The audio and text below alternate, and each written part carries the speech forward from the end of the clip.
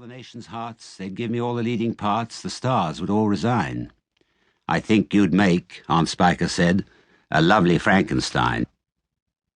Poor James was still slaving away at the chopping block. The heat was terrible.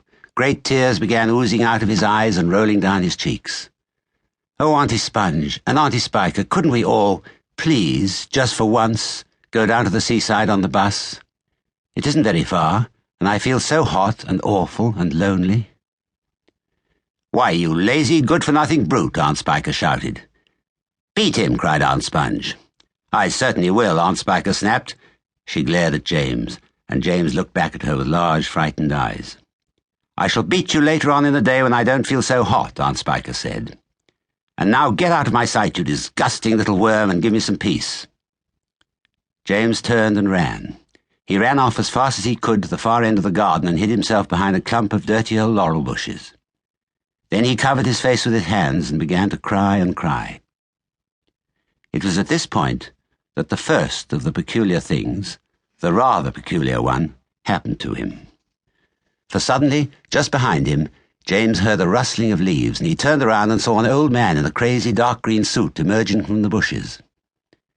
He was a very small old man, but he had a huge bald head and a face that was covered all over with bristly black whiskers.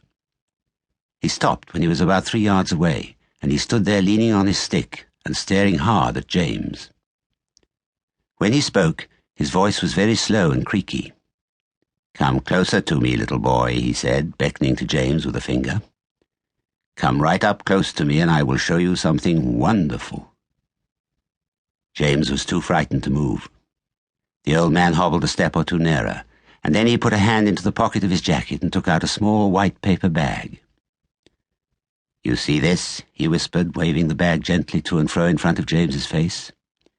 "You know what this is, my dear? You know what's inside this little bag?"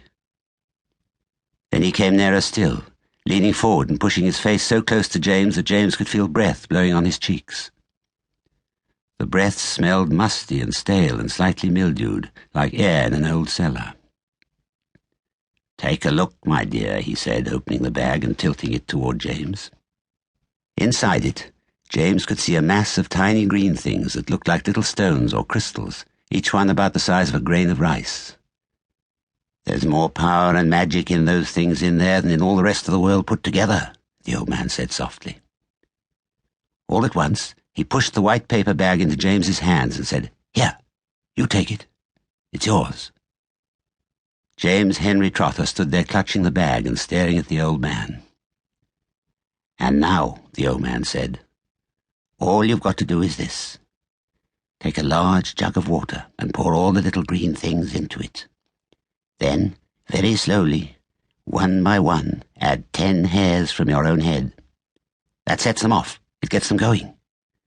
In a couple of minutes, the water will begin to froth and bubble furiously, and as soon as that happens, you must quickly drink it all down, the whole jugful, in one gulp.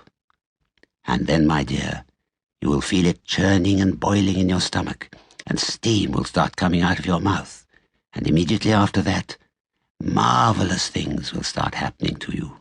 Fabulous, unbelievable things, and you will never be miserable again in your life. Because you are miserable, aren't you? You needn't tell me, I know all about it. Now off you go and do exactly as I say. And don't whisper a word of this to those 2 horrible aunts of yours, not a word. And don't let those green things in there get away from you either, because if they do escape, then they will be working their magic upon somebody else instead of upon you. That isn't what you want at all, is it, my dear? Whoever they meet first, be it bug, insect, animal, or tree, that will be the one who gets the full power of their magic. So hold the bag tight. Don't tear the paper. Off you go. Hurry up. Don't wait. Now's the time. Hurry." With that, the old man turned away and disappeared into the bushes. The next moment, James was running back toward the house as fast as he could go. He would do it all in the kitchen, he told himself, if only he could get there without Aunt Sponge and Aunt Spiker seeing him. He was terribly excited. He flew through the long grass and the stinging nettles, not caring whether he got stung or not on his bare knees, and in the distance he could see Aunt Sponge and Aunt Spiker sitting